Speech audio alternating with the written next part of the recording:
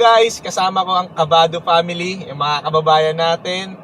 Andito si Sir Mark, yung buong family, si Sir Michael, si Ma'am. Sir, kamusta naman yung naging transaction natin, sir, sa pag-avail natin ng expander, sir? Baka may masasuggest po kayo sa akin as agent nyo sa mga susunod natin na clients po. So far madaling kausap si Sir, accommodating ni Sir sa mga client niya. So ang bilis ng transaction niya sa para makakuha kami ng sasakyan para sa family. Yun. So, ayun guys, uwi na agad sila ng Cagayan. Gamit yung brand new expander. So, sir, congratulations po. Ma'am, congrats. Congrats po, sir. Congrats po. So, guys, kung may question kayo regarding expander, message nyo lang o re-release natin yan.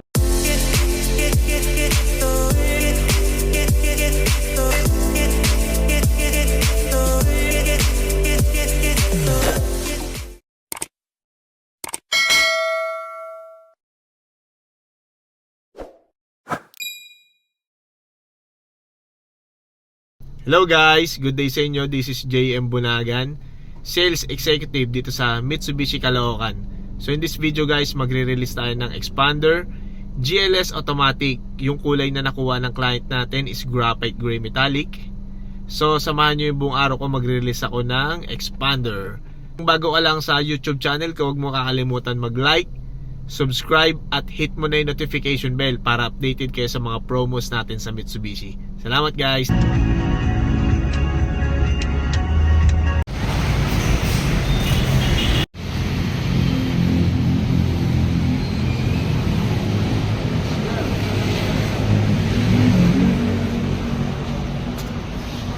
Good morning, sir.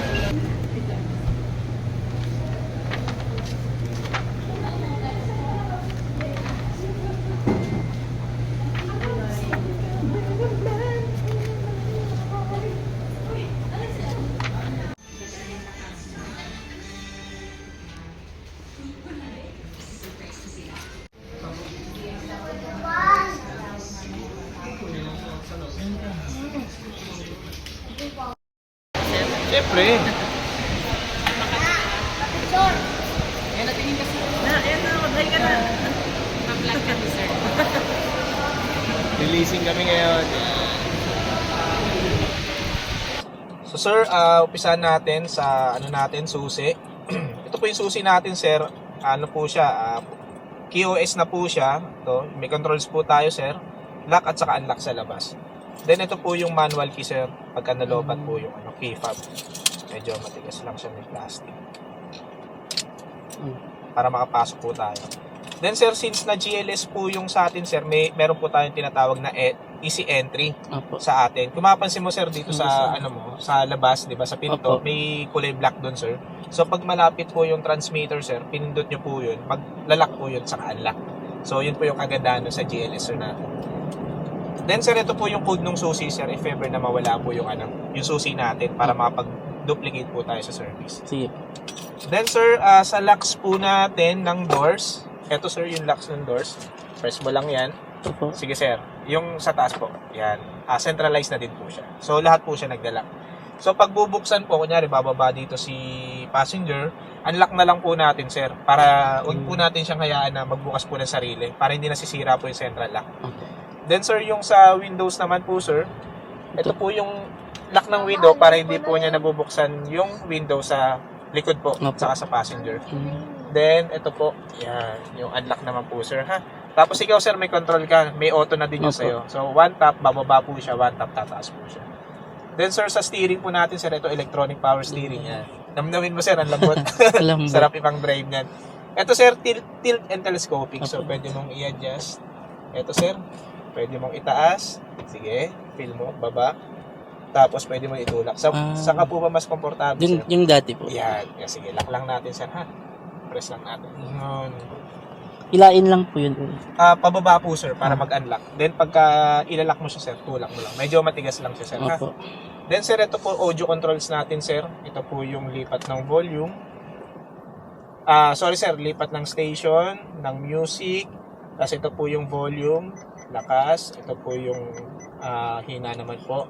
Then meron po tayong sagot ng tawag, decline ng tawag, if ever po naka-Bluetooth yung cellphone natin or naka-connect po sa Android Auto. So sir, meron din po siyang tinatawag na voice command. So pag nakakabit po yung ano po natin, yung cellphone natin dito sa touchscreen monitor natin at may cord po tayo, automatic po yun, magda-download po siya ng Android Auto at saka Apple CarPlay. Ngayon po, lahat po ng apps na applicable po dito, lahat po ng apps na nasa cellphone nyo na applicable dito magamit nyo. Mga messages po, mga YouTube, pero music lang sa YouTube, Spotify, Waze, Google Maps nandito po. So pag nakakonect po siya sir, ito po, i-press mo lang to sir, long press, then may tutunog po doon na ganun. Sabi lang po kayo ng destination, automatic magra-route po yun. So hindi na po kayo bibili ng mga cellphone holder po. Okay? Then ito po, sa ano po natin, touchscreen monitor, ito po yung home. Meron po tayo makikita dito, FM, AM, Bluetooth. Yung Bluetooth sir, pagka kinonek mo naman, lalabas yung password. Dati kasi 1, 2, 3, 4, o kaya 4 na 0, pero ngayon lalabas na yung password niya dito. Then po, may mapapansin ka dito sir, pag naka-Android Auto ka, o Apple CarPlay, lalabas po siya dito. So, yun po yung indication niya na connect po tayo. Then, meron din pong sagot ng tawag. Yan, pag naka-Bluetooth po siya. Then, back po. Yan, FM, AM. Then, ito po yung day, night, or auto. Auto na lang po natin para automatic nagdidim po siya pagkagabi. Then, ito po yung volume. Lakas. Ito po yung hina. Pagpapatayin po natin, long press lang. Pagbubuksan po, long press lang din po. Then sir, hazard po natin sir. Then po, temperature. Ito po, hina, lakas. Cool. Ito yung hot naman po pagka medyo malamig. Ayan, medyo uminit nga. Tapos front defogger, rear defogger para pagka meron pa? Meron po siya sir. Tapos sir, yun yung max cool po natin. Then yung modes, kung saan po nakatutok yung aircon. Ito po sa katawan, sa paa. Ito po sa paa. Ito po yung defogger din po. Ito po, most likely dito lang sir sa katawan. Then para ano po siya, pag nakaganyan po, papasok po yung hangin sa loob. Pagka walang ilaw, dito lang po yung hangin sa sa loob. So pagka bumiyahe po kayo ng Tuguegarao, gusto nyong kagayan, gusto nyong ma-feel yung init ng hangin, di ba? No need na po magbukas ng sir, ng mga bintana dito na lang po. I-feel mo siya. Tapos yung off po natin sir, pagpapatayin yung yung engine. Lagi lang po i-off sir, patayin yung aircon, saka po natin push start yung button. Then sir, igniter po natin. Then yung USB port po natin. Then sir, park, reverse, neutral, drive. Lower gear po natin, second gear, saka yung pinaka first gear po niya. Para po siyang pag naka-manual ka, pagka paakyat, paahon. Ito po yun, sir. Then sir, electronic parking brake. Ayan. Pag naka-ilaw po, naka-engage po siya. Then pagka di-disengage mo lang siya, sir, pagka under ka, press down mo lang po siya, mawawala po yung ilaw. Then yung pinakamaganda sa lahat, sir, ito yung sir, yung auto hold. So pag i-activate tong auto hold sir, kailangan naka-seatbelt po tayo parehas. Ayan, naka-seatbelt naman to sir. Sige sir, seatbelt ka. Tapos papaganahin natin sir ha. Mapapansin mo dyan sir, may lalabas na hold. Oo. So pagka umandar ka sir, umandar ka ngayon, tapos nag full stop ka, kahit tanggalin mo yung paa mo sa brake pedal, nakahinto ka ng 10 minutes. Mag-iiba yung kulay niyan sir pag nag-activate ha.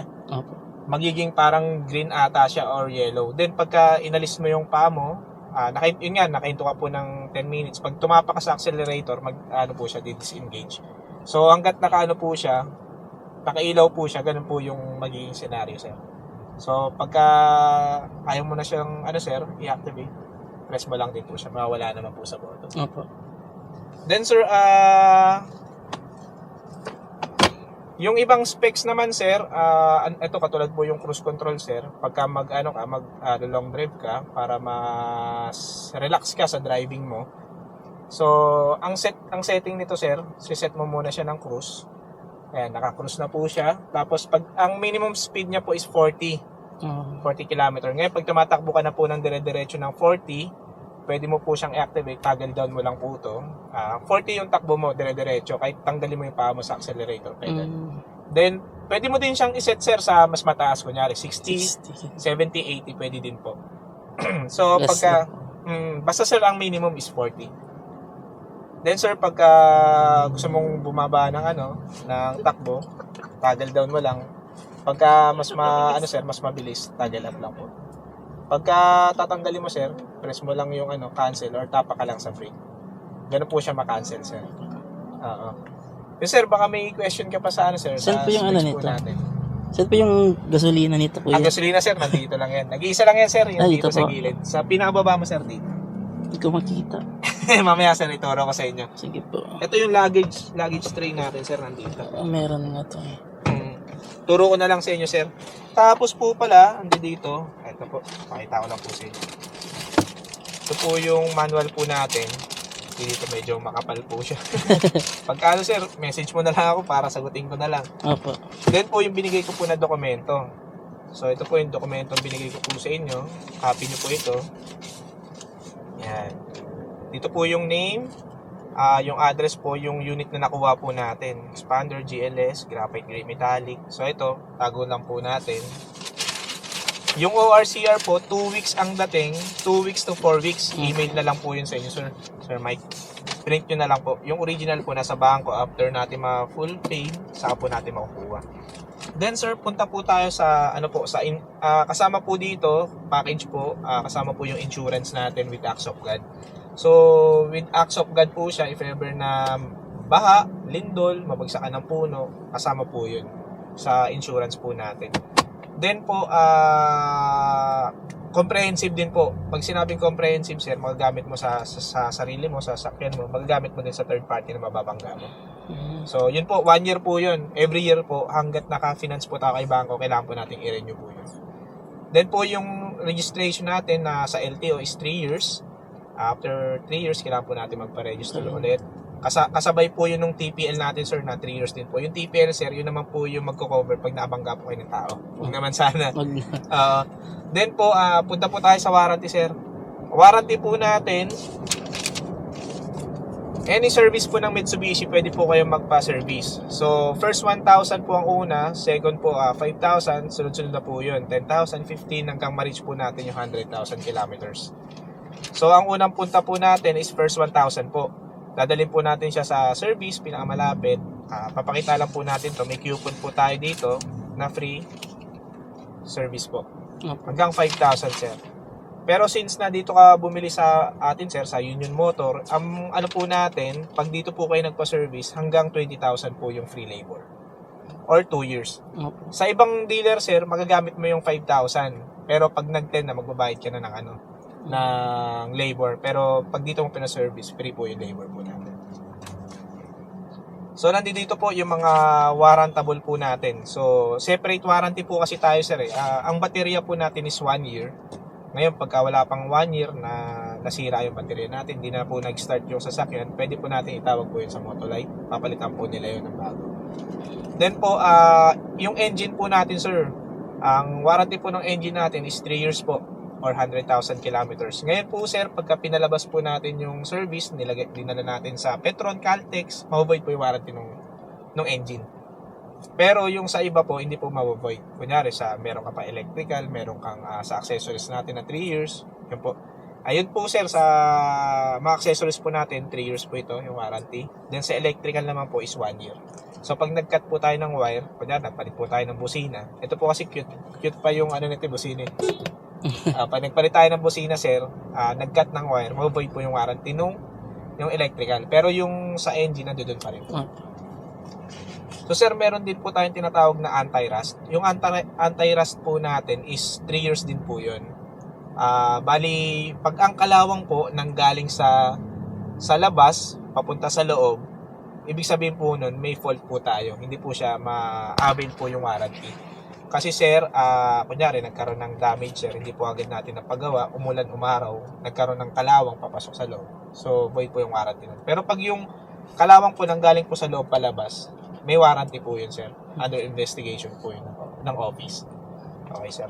So, ito po, nandito naman po, ito po yung hahanapin nila pag nagpa-service po tayo. So, nandito po, yan. Nakasulat naman po yung yung mga i-check nila sa first 1,000, tapos 5,000, nandito po. Ayan. First 1,000, ano ba yung mga gagawin sa first 1,000, sa 5,000. Pero ito, sir, kung mapapansin mo, may date din po siya. Kumbaga may months din po siya na ano. Pero para hindi na po kayo malito, kahit sundin nyo na lang po yung kilometer kung araw-araw nyo din po ginagamit. Hindi naman to araw-araw. Pansaali lang, sir. Kasi ito, sir, ayun na. Sinasign po yun ng service advisor po natin. So, lagi lang po itong nasa sasakyan. So, Aba. tapos, sa bandang dulo nito, sir, ito may lemon law. Yung lemon law naman, sir, if ever na masira yung sasakyan natin ng 4 na beses na paulit-ulit na yun lang yung sira, pwede nating ibalik yung sasakyan. So, protection nyo po itong lemon law.